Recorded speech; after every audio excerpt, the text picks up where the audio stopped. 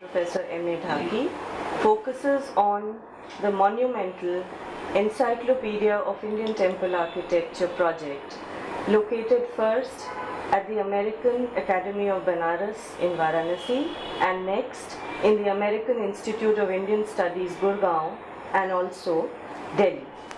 The project was formulated and initiated as early as 1967, the brainchild of a core group of very distinguished Indian art historians, among them also a lead role being played by Professor M.A. Dhaky.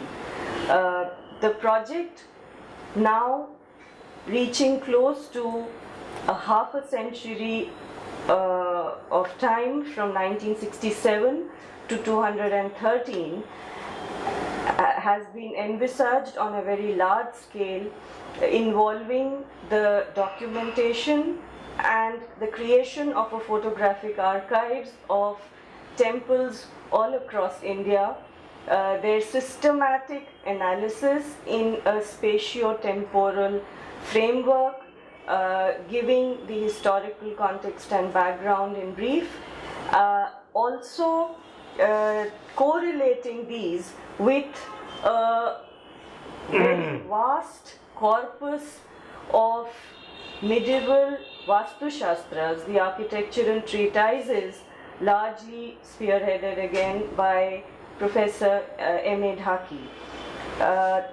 The first volume on Lower Dravida Desha, the early period, was published in 1983, and ever since 7 sets or 14 volumes have been published.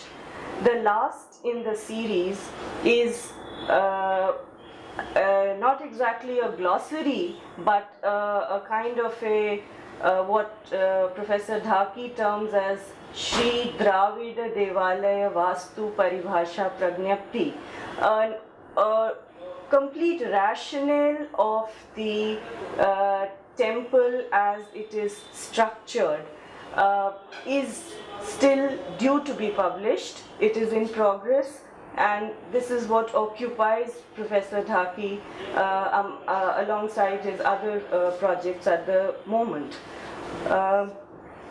Now, given the surveys of Indian temples that started with Ferguson, Burgess, Cousins, Alexander Rea, and others, and next, in terms of the survey of temples across the country, the Architectural Survey of Temples initiated by the Archaeological Survey of India, notably involving K.R. Srinivasan and Sri Krishna Deva. And then next, several individual efforts involving the regional survey and analysis of temples across the country. Now, when this encyclopedia project was conceived, in what ways, Professor Dhaky, was this setting a distinctive set of objectives, and in what way was the scope of this project defined? What was the early vision of this project?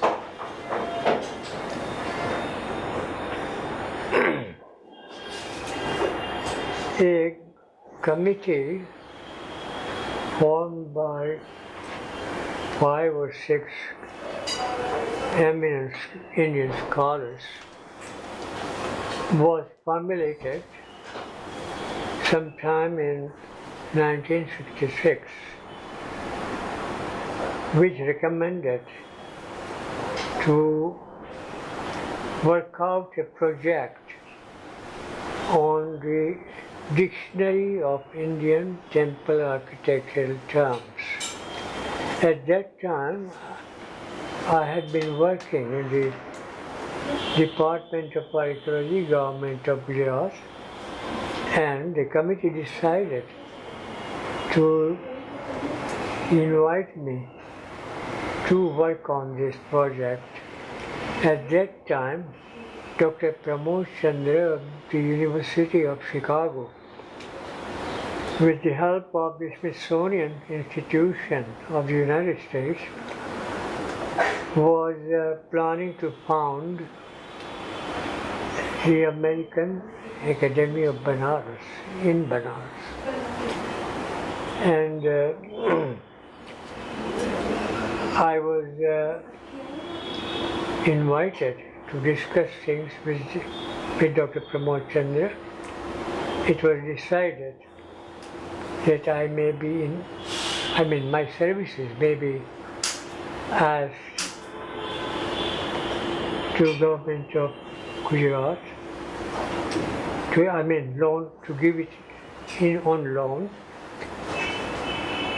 and the whole thing was settled by 66 August.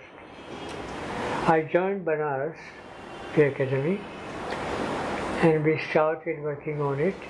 As a prelude to it, we decided to organize an international seminar on Indian temple architecture, because so much had been discovered and researched on different regional styles of India,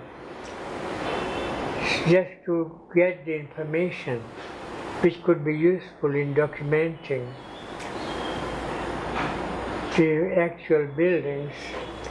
This seminar could prove seminal and pave the way for illustrating the dictionary. When actually the seminar took place, it was realized that many advances have been made on the front of Indian temple architecture, architectural researches.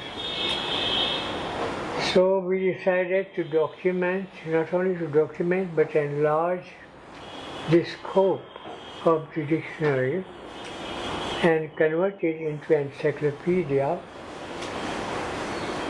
divided into two major volumes, Northern India, Southern India. And the project was so gigantic that it was not within the capabilities of a single scholar to work it out. So it was decided that from among the participants, there are many scholars from Archaeological Survey of India and other institutions who could join the project as contributors, and I may coordinate it. It was afterwards decided to appoint an American editor generally for copy reading and editing the language. So it was all going on for several years,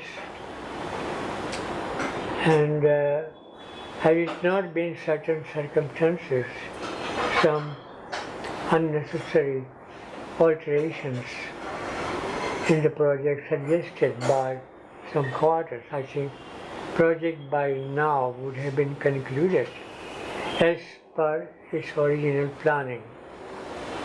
So how were the objectives spelled out once? The initial focus was to have it as a dictionary, which means that there was supposed to be expectedly a focus on terminology of the elements of the temple.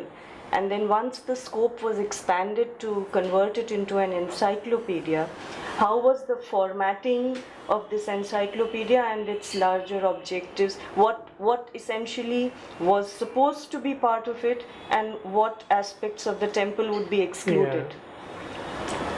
Yeah. The focus was on the terminology and to illustrate them, discuss them, and authenticate them with the help of the ancient texts on architecture.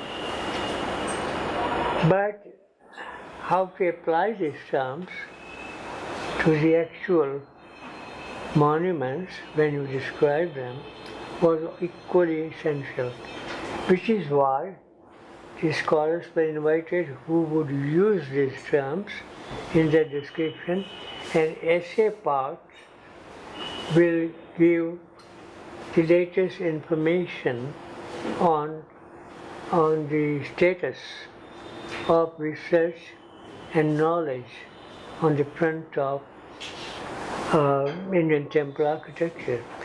So the essay parts would precede the glossary part, which would be the final.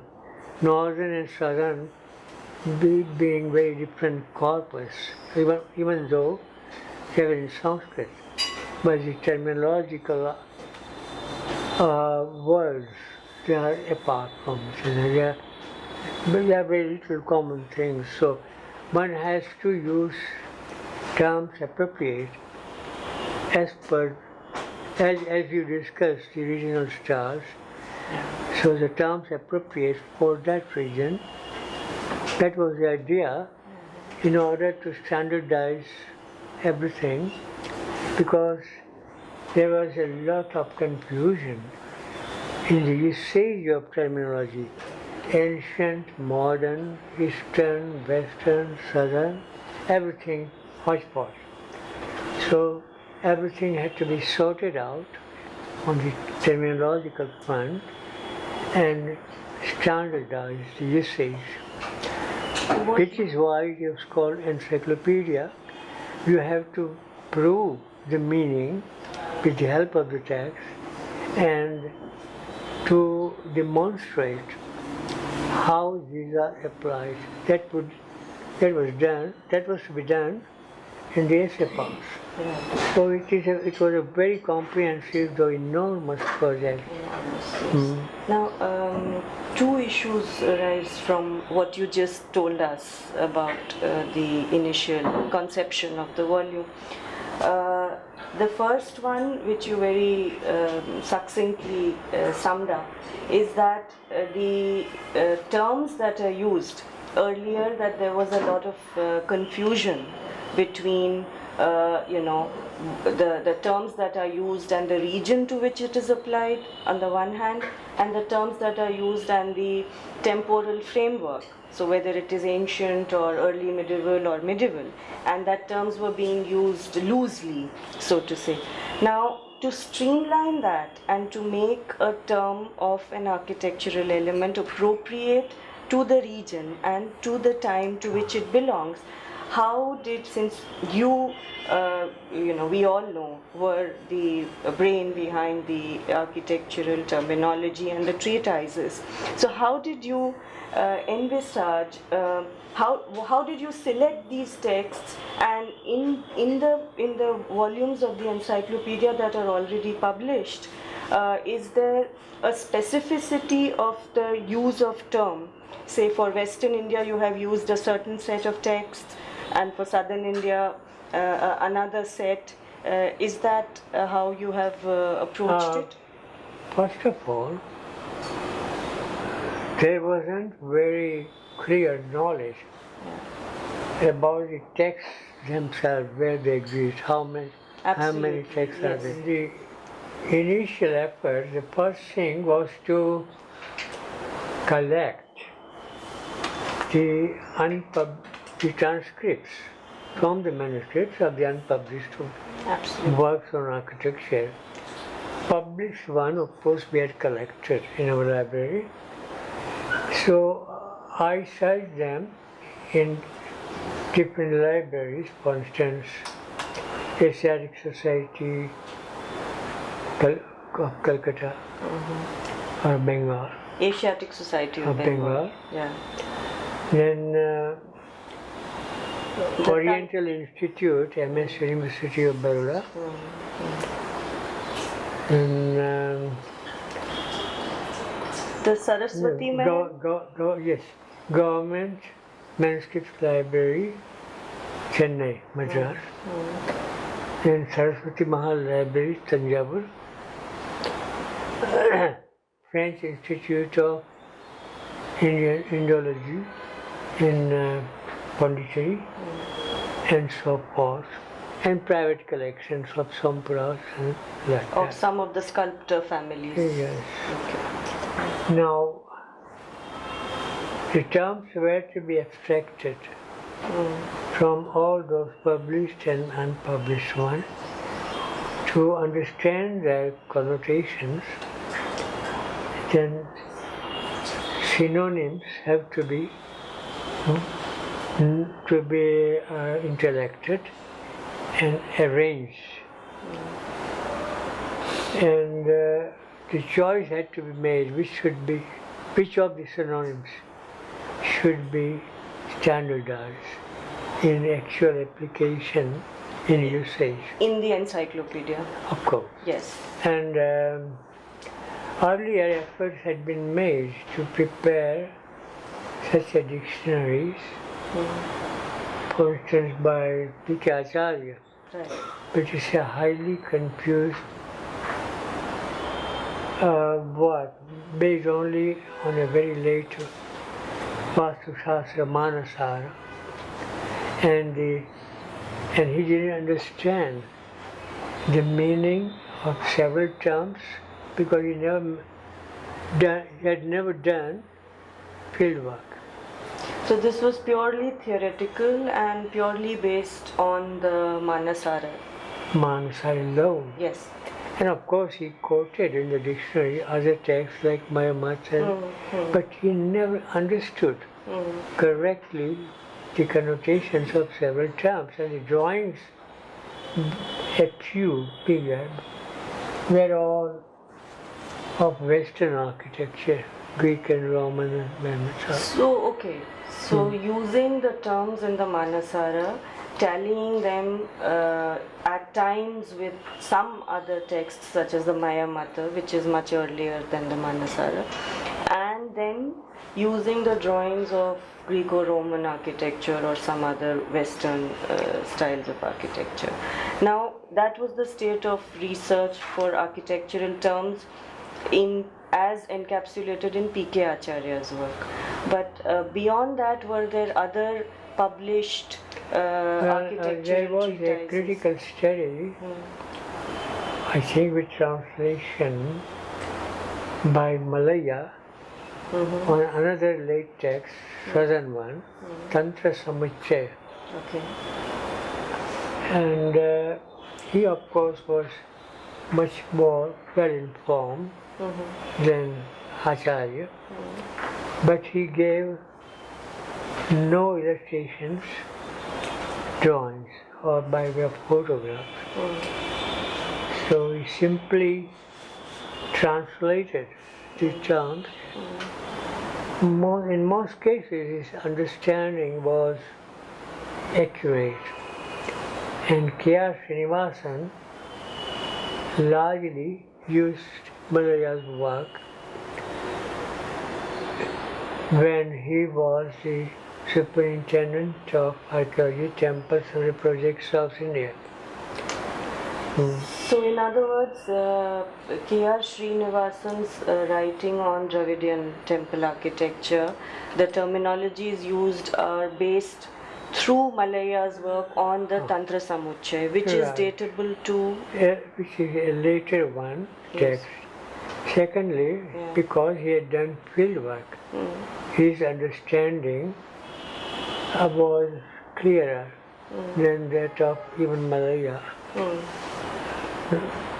Not to say of Acharyas, except for his quotations from literary works, poets, Sanskrit poets, which we can use without any inhibition.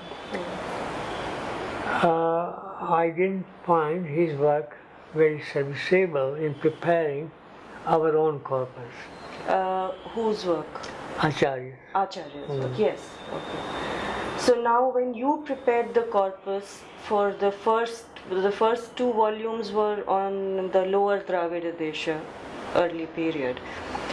Did the choice for taking up lower Dravida Desha rest on more securely available Dravidian Vastu Shastras, or were there other reasons to begin with the lower Dravida? I will tell you about the sources themselves. A few Vastu Shastras are still extant for southern architecture, means Dravidian and particularly Tamilian. Other areas have largely lost in South India their own stuff. Their styles are different. Now, there are several sources besides Vastu Shastras, Shaivagamas. They have chapters on iconography as well as on architecture. Similarly, Vaishnavagamas, that is Vaikhanasa as well as Pancharatra, some of them possess chapters. And these are very valuable sources. I've used them copiously in preparing my corpus. And they also help give many synonyms. How different guilds use different terms for the same. Some were simply linguistic synonyms for maintaining the metrical consistency in the formulations of the verses. They use synonyms which are not terms. So I had to distinguish between the real terms and their linguistic synonyms, which are not to be used, to be discarded, although we may cite them in the ultimate glossary volume, but we would not recommend them to use. Now, it means the whole process of standardizing the usage of terms and the terms themselves, which are preferred and why. If there are two preferable terms, depending on the situation, which would be more applicable or preferable, like Grihapindi and Ardharika. Both are equally accurate. Ardharika refers to the half the proportion of the lower floor. Ardharika is the upper floor. Half of the lower floor. And Grihapindi, because its wall is situated right in the inner side of the Grihagriha. Yes. Garbhagriha. So there it's a little puzzling which one should be recommended. Then I would allow either can be used. Okay. So you were going by the semantics of the term? Of course. By the frequency of its occurrence? Frequency and the how many texts use the same term. So even in those days, these were considered the right terms. They were more prevalent in the usage by the Shilpins. So what were the major agamas and Vastu Shastras that you employed for evolving the Dravidian architectural terminology? See, among the Vastu Shastras, the Mayamat has the primacy over all of the texts. Next is Ishana Shiva Gurudeva Paddhati, which is actually not a Vastu Shastra, but copiously treats that subject. It is a sort of Pratishtha work. But still it is as good as a Vastu Shastra. Then there are a few others, but these two are primarily serviceable in preparing the corpus. Mayamata and Ishana Shiva Gurudeva Paddhati, and I think this man, Dr. Bruno Dajans, who translated, he did enormous work in editing. The Mayamata, translating it both into French as well as in English afterwards. And he is very accurate in his translations. Although his field work was limited, but somehow he has managed to be accurate. and I praise him for that.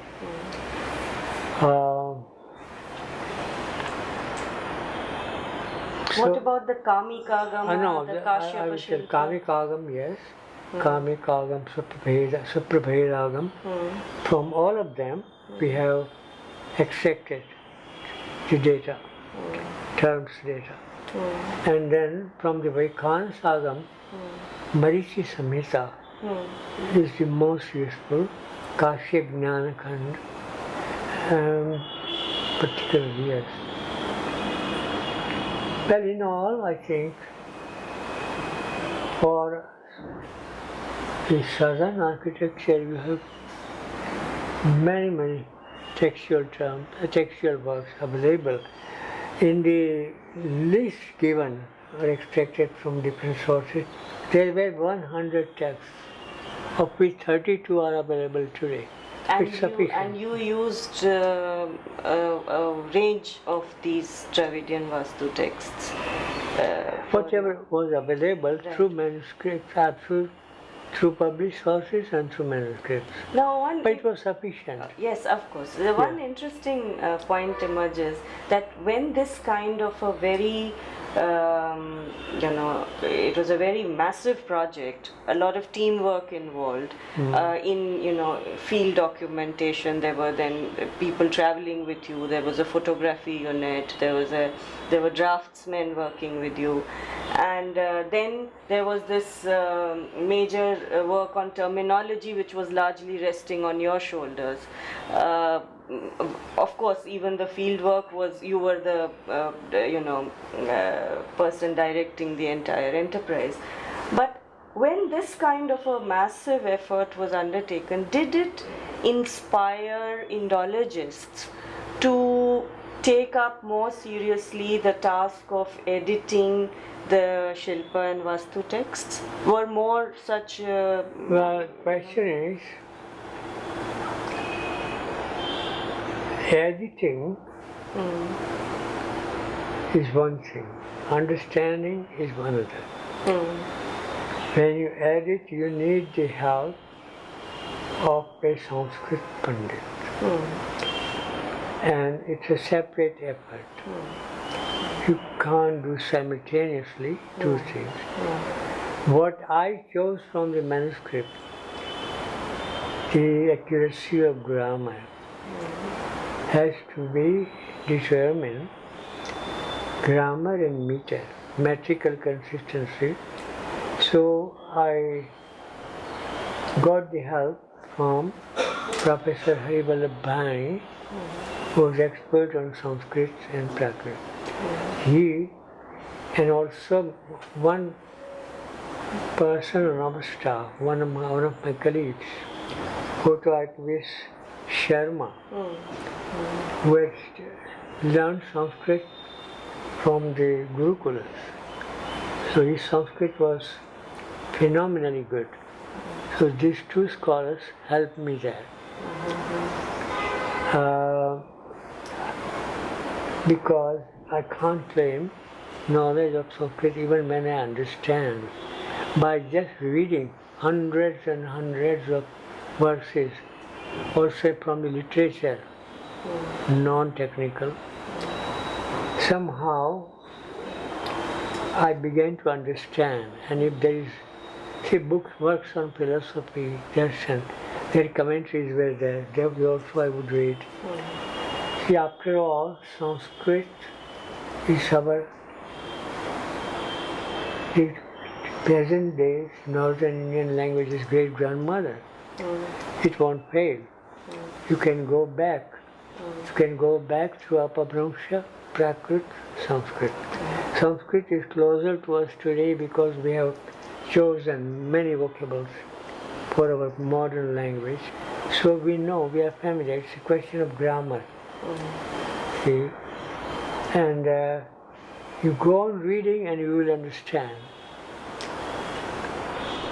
But of course, you must have some intelligence to tackle with it, okay. Now you explained this very scientific method by which you organized the architectural terms, their synonyms based on the semantics, the frequency, the number of texts that they were found in, and then organizing these terms in the rationale in which the structure itself evolves. Yes, Yes, yes. That is part of your, as I understand, your Dravida Vastu Paribhasha Pragnapti, a volume that is very eagerly awaited by the academic fraternity. I'm sorry for the delay. No, but what I want to ask you is, did you consider, or was it your, I'm asking from completely only your perspective, not the entire group that was involved. Did you consider having this volume as the first publication ever? Before the other volumes came out. My own planning was alternate. One volume in press of southern India, side by side with it, prepared one part, not volume 2, northern and southern, but part 1, part 2, part 3. There are 5 parts for each volume. So simultaneously, work is going on of collecting material, data, and for the alternate volume. So alternatively we did, but then suddenly the decision was made at the upper level that we should finish first volume first. The volume southern. First. Okay. So all the work was stopped. Yeah. And the part 4 on Vijayanagar was assigned to a certain scholar. It was understood that he would give it within 2.5 years because he had done so much. But it took 5 to 6 years, and it had to be, there was no term used. So Dr. Murthy. Oh, there was not a single term used in it. No, all English terms. So how was that standardized to the format of the other volumes? I just edited one chapter, some pages, and sent back. If you follow this particular methodology, which was not done. Which was not done. So Dr. Murthy was assigned that work. He took 1.5 years to put it in our form. And so there was a hiatus, a gap. My planning was upset. So obviously the way, in a project that is stretching over more than 45 years now, time schedules are difficult to keep. There are sometimes conflicts of interest between various scholars. These are normal happenings of a Question is, one of the contributors gave a very short summary of the chapter and tables. Now, this was not our formula, see, in which we did everything. It was descriptive and not a cryptic thing, see.